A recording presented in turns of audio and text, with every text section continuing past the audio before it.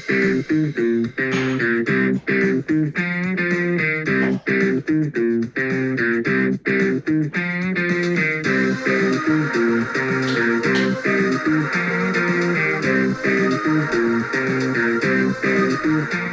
guys, welcome back to the channel, and today we're reviewing Supergirl Season 3.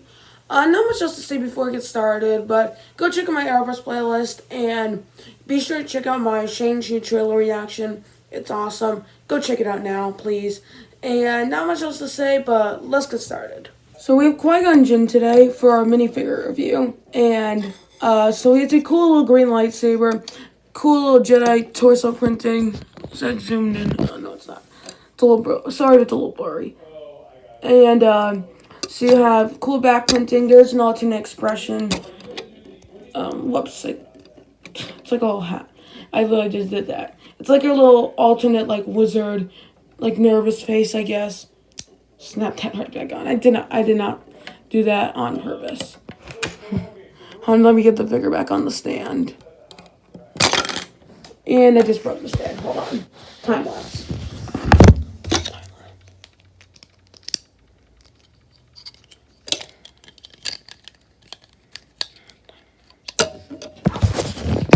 You did not see any of that because I put the camera down on the table, like face down, like there.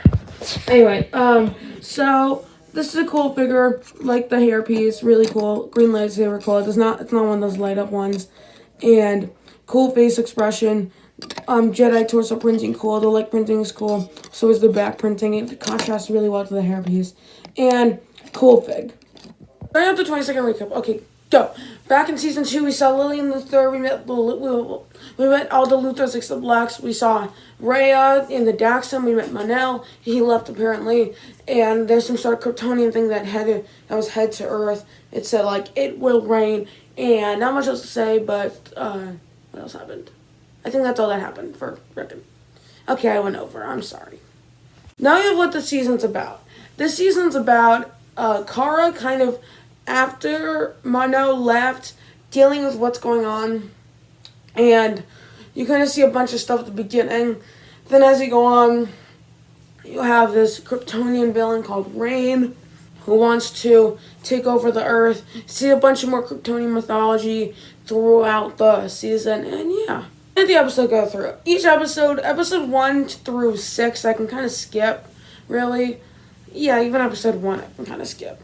And then episode 7, Wake Up, you see Manel after he headed into, and apparently we know what happened to him. He headed to the future. We see he brought back a team of superheroes from the 30th century, which is, at least I think I got that right, which is pretty interesting for the most part. And then you see Samantha Arias kind of go to this desert place, and you see this like kind of Fortress of Solitude kind of thing. Episode 8, yeah, crossover. Episode 9, Rain. You see a bunch of stuff with Rain. See a bunch of her terrorizing, which, spoiler alert, she's Samantha Arias. And then after that, you kind of see a big fight with her and Supergirl. Supergirl ends up in the hospital. And then episode 10 for the Legion of Superheroes. You see that little team of superheroes. There's Emra, and then there's Brainiac 5. See a bunch of stuff with Kara. See the Legion fight Rain, which is kind of interesting for the most part. And yeah, episode 11, Fort Ross. Supergirl wants to go to Fort Ross to go get some information on Rain. She brings two key, well, I guess not really key. She brings the villain from episode 2 of the season, and then she brings Livewire with her to go into Fort Ross, which is this blue star, to get something. And then episode 12, we see Lillian Luthor and then the whole Morgan Edge plotline. Episode 13, we have both sides now.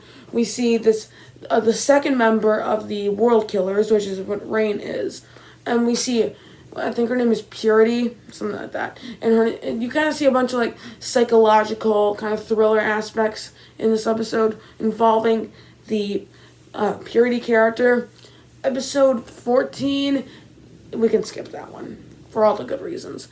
Episode 15, this is the episode where they kind of where Supergirl learns kind of how to defeat Rain using using some things with her cape, which, to be honest, it's not something I'm a fan of personally. And then you see you see that a bunch of our characters figure out that Samantha Arias is actually Rain. Lena takes her in, wants to try to cure her, and a bunch of stuff with that.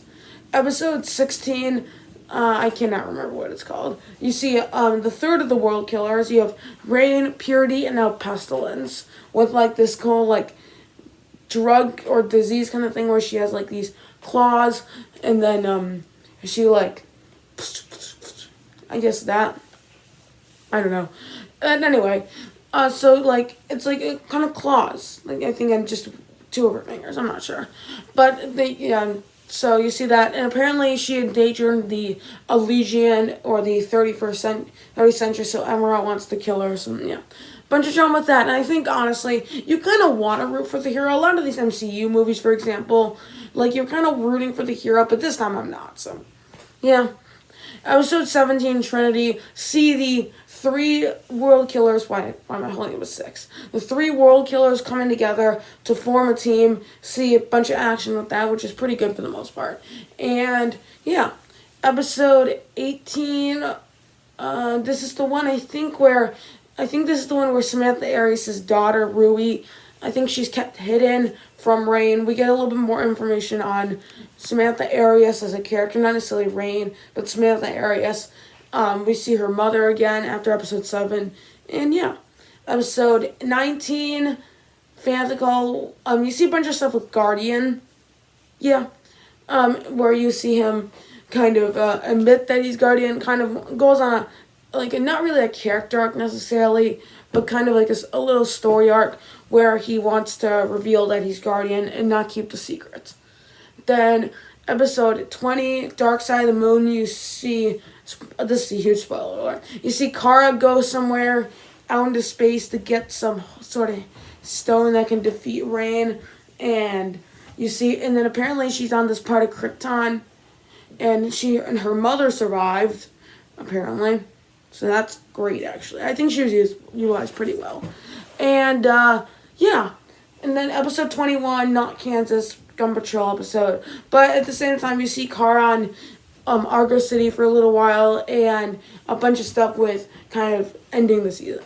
Episode 22, Make It Rain. You kind of see the Dark Kryptonians kind of form a team with them, Rain, which in episode 18 or 17, I can't remember, Pestilence and Purity were both killed, and then their kind of powers went into Rain, I guess. So she's a mix of all 3 now, and pretty interesting actually, for the most part. And apparently she has to destroy the world, and that kind of stuff. Episode 23, Battles Lost and Won. Just kind of the finale, I guess. And then apparently Win went back with the Legion to the 30th century. So, interesting. But yeah, that's the episode go through. I was just like winging it at the end. Now you have the character go through. Starting at the character go through, we have Supergirl. I think Supergirl was actually a bit better in this season than she was in season 2. They actually gave her a character arc. It was actually interesting. And she still has some of the problems. Like a lot of her new attitude doesn't work for me, and it does not fit the tone of the season at all. So that's my problem with her. Like it fit the tone of season 1, but season 2 and 3, I don't know. Like I think when she's more like kind of like her kind of goofy self, her kind of smiley face, I really like that kind of side of things. When she kind of gets a bit more serious on the season, it's not as interesting. It kind of sucks some of the joy out of the show. So at the same time, I do like her character arc. Now you have Alex. I think Alex actually is pretty great in the season. I really like what they do with her. They kind of gave her actually something to do a bit more. Season 1, she kind of just played the role as Kara's sister, but she still worked in that role. Season 2, they kind of gave her a girlfriend, but that's it, really. And then this season, they did a lot more with her. They gave her a bit more of a role, and now that her and Maggie are broken up, they kind of showed a bit more of her and Kara as kind of sisters bonding. You see her in kind of this mother form to Ruby. I think it kind of works for the most part. And yeah, that's Alex. Now you have Ruby Arias. Ruby I don't know. No, I don't think she's good. She was terrible, terrible, terrible before her mother turned into Rain. Once we actually saw her after that, I thought she was a bit better. Nowhere near as annoying. And then like once by the end of the season, I thought she was fine at best.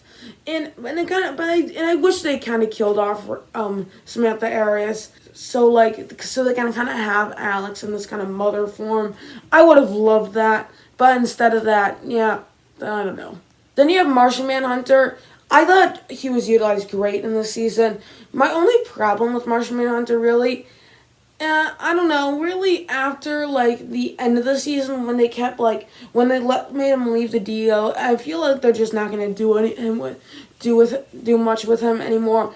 So still pretty good character. A bit more of that Martian stuff again in the season, which was pretty cool. I think he just gets better and better every season. You see him interact with his father, which is great. It kind of improved the character a bit. I'll talk about his father in a minute. But yeah, I really do like Martian Manhunter. You have Ruby's mother, Samantha Arias / Rain. I don't know. I'm not a fan of the whole the end of the season. What they do with Rain was not as interesting. Kind of just feel like she was kind of the Derek Kryptonian's kind of puppet or henchman. It doesn't really work for me.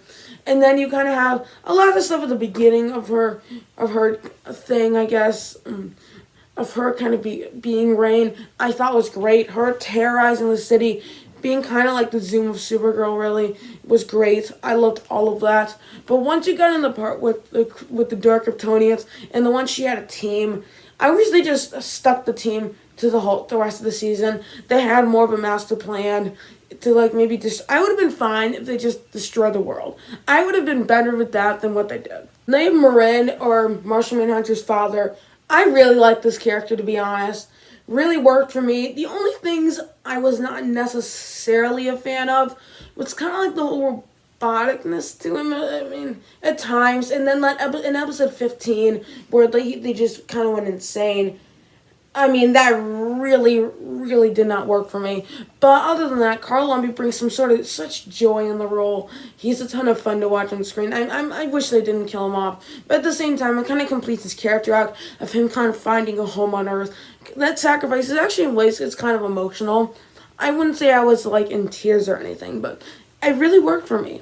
Now you have the Legion of Superheroes, or Legion of Superheroes. I really do like the Legion, honestly. I really like Emra, I really like Brainy, and I really like Mon-El especially. Mon-El, honestly, in the season was just as good as he was in Season 2. Really no difference. I thought he was a little better in Season 2, just because it was a bit more fun to watch, but his suit is awesome. And then, I mean, Emra is pretty good for the most part, and, I mean, I kind of liked her kind of humanity, but I feel like the way she contrasts to Supergirl, I feel like I tend to root for Emma over Supergirl, more because it's kind of Supergirl's fault, but whatever. I do like all three of these characters. And then Brainy, he's fine. They didn't really do anything with him they used him like episode 10 for a bit, and then they used him a bit later in the season, but he didn't do much. So I thought he was fine, but not much to say. But Emra and Mon-El were both great. Then you have Winn. I found Winn kind of annoying in this season. I thought he was great in Season 1. They didn't really give him much to do in Season 2, but it was still pretty good.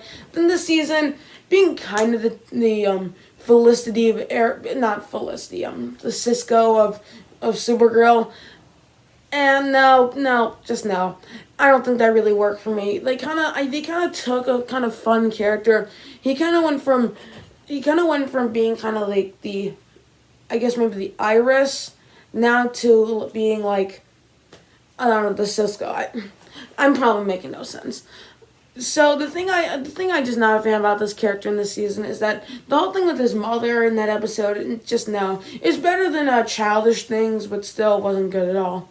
And they never, and I think the problem was that when he ever he interacts with I guess some of the other characters in this season, it's just really, I feel like he was overutilized throughout the season. I think Season 2, they even though I don't love how he was used, but they used him pretty well for the most part. This season, I don't know, I found him kind of annoying. They overutilized him, and they should have put Jimmy in the front a bit more. But I don't know if that 100% works. But I'm kind of glad he went with the Legion. I would like to see a little TV show with them, maybe like 1 or 2 seasons, not like 4 or 5. But I mean, I would like to see Win again, and I think that'll be kind of cool. Now you have Lena Luthor. I think Lena, I think was great here, just like in season 2. I think her kind of I think the problem with this season is that they never really give her a character arc like they did in season 2. Like season 2 I thought she was a bit better. She was better utilized, especially with her mother to kind of like go with her, I guess. That worked for me. This season, once she started to make kryptonite, and after the episode where I think where she had Rain kind of, or not Rain, Samantha, she wanted to cure Samantha, an episode, which is episode 15 or 16, she was just not enjoyable anymore. And I think because now she knows how to make kryptonite, and I mean that, and the season finale cliffhanger with her and Miss, I think with Miss Tessmacher or something like that. I think that, I don't know if that really worked for me, but other than that, I really did. I did like this character. I did like this character, but not as much as I did in season 2. And you have Jimmy Olsen. Unlike season 2 and season 1, for the record, they didn't really put him front and center, which in ways that was a good thing because Kara kind of got over him after Manel. So I mean, it was kind of interesting to see Jimmy with Lena because it feels like they're just friends now. Which season 2 you kind of still saw that romance, but I feel like once you met Manel, that was just diminished, 100%. But here, I mean, I think honestly he was utilized really well for the most part, and the stuff I really liked about Jimmy is that he didn't really need to be Guardian. I think still I still don't love him as Guardian. I think he was better in this season because he's not really being a vigilante anymore. He's kind of being a hero, which I think is kind of interesting, especially contrasting with Arrow and another vigilante show, 100%. And I'm kind of liking what they're gonna do with him. I'm kind of interested to see what they do with him in season 4. So I like this character.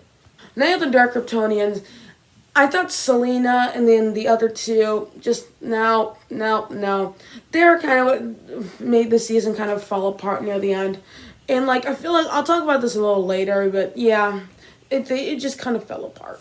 And they're most of the reason. And I'll talk about them a bit later as I get in, but I don't really like them. I'll leave it at that. They're boring. They're not as menacing as Rain or even Purity and Pestilence. They're just not interesting. Then you have Alora Zor-El, the final character on this list that I have right here. I think Alora, I thought she was utilized pretty well for the amount of time that she was in it. I think I want her to appear again, at least maybe once.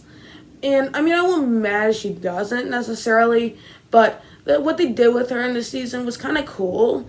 She was only in, the last 4 episodes, and I was kind of interested to see what happened. I was so surprised when I heard that she was in the season, which kind of interesting. I wasn't shocked or anything. I wasn't wow. But still, I do like this character. And they didn't do much with her, but yeah, I did like her. Now you have the good. Starting with the goodie of the characters. As I said, a bunch of the characters I utilized a bit better here. And yeah, then you have the storyline. The whole storyline involving Rain, the main season storyline about them trying to defeat Rain is interesting as a whole. It kind of works. On paper, it should work, but I'm just talking about on paper, not in execution. Then you have the Kryptonian mythology. I think the whole Kryptonian mythology thing really worked in the season, and a lot of the good stuff involving the Kryptonian mythology, the fight scenes were a bit better here, and I really liked all that stuff for the most part. And a lot of the Kryptonian mythology, really exploring that quite a bit more, is really what kind of improved this season and kind of this show as a whole. I'm kind of liking the show a little bit more because of the Kryptonian mythology added in the season. It's nothing like the Speedster mythology on Flash seasons 2 and 3, and even season 1, but it still works for me. Starting at the mix of the villains. I really like Rain, I like Purity, and I think Pestilence is okay, and then the Dark Kryptonians are bad. This is where I'll talk about the Dark Kryptonians. They're just not menacing at all. I'll leave it at that again. So, and then Rain is okay. Most of the other villains of the season, you got Livewire, the Brainwave kind of girl, the Gun Patrol guy. What else is there? There is. Yeah, I can't think of anything else. There's that sheriff. I don't know. But anyway, so I think the villains are okay throughout the season, including like the side villains and one-off villains.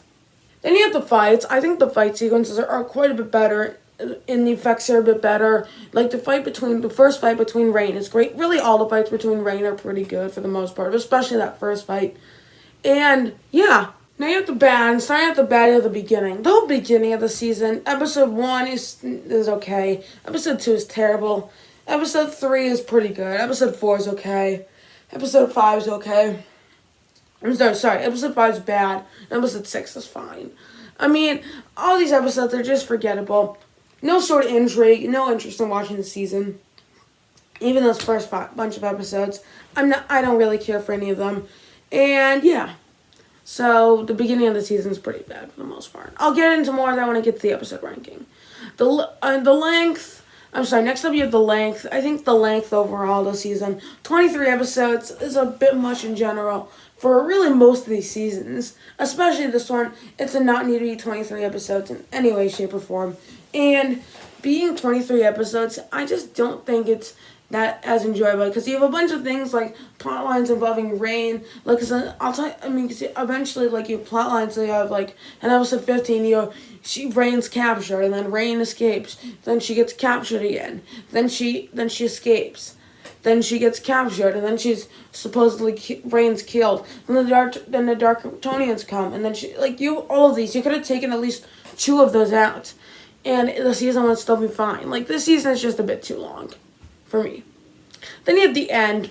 This is where I'm going to talk about the end. The Dark Kryptonians just show up out of nowhere. Like, the end to me is from episode 20 and on. So, actually, I'll start from episode 18 and then talk a bit more in depth. So, episode 18, you see episode 17, Trinity. You see Rain. You see Rain, Pestilence, and Purity fighting Team Supergirl. And then Purity, Pestilence die. Rain gets their powers. And by the way, and then Rain escaped early in the episode, for the record. And then in episode 18, she goes to they decide to hide Ruby in the Luthor's house. You see a bunch of stuff involving Rain and her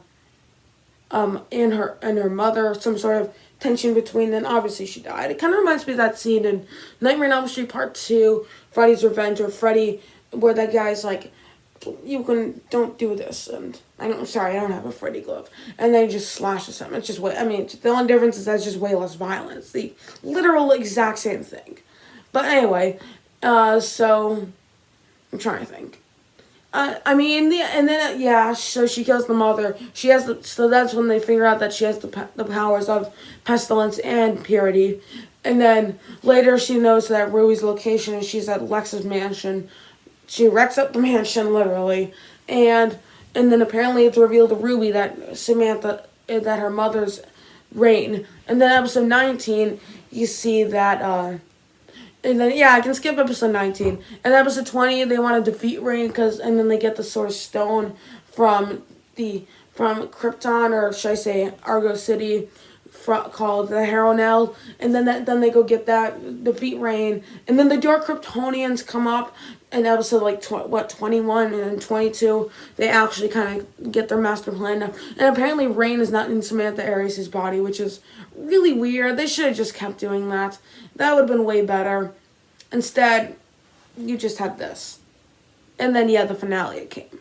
It's just a mess. It just fell apart by the end. And the Dark Kryptonians were not good anyways. So, and neither's the end of the season. So, that's my thoughts. And so, that's my thoughts on this season. I might give it, maybe a 6 out of 10, something like that. I think it's still pretty good. There are good things about it, for sure. But I think right now, if I had to put it between the Arrowverse seasons, I'm not going to do this all the time. I'm not going to spoil my Arrowverse season ranking. I'm going to say, I think I'm going to put it between, I'm going to put it ahead of Arrow Season 3 and then below Supergirl Season 1. Or maybe even below Arrow Season 3 and ahead of Supergirl Season 2. I'm not sure. But one of those. It's kind of tied with Arrow Season 3. Anyway, Thank you guys so much for watching. Don't forget to like, share, and subscribe, and I'll see you guys next time. Adios.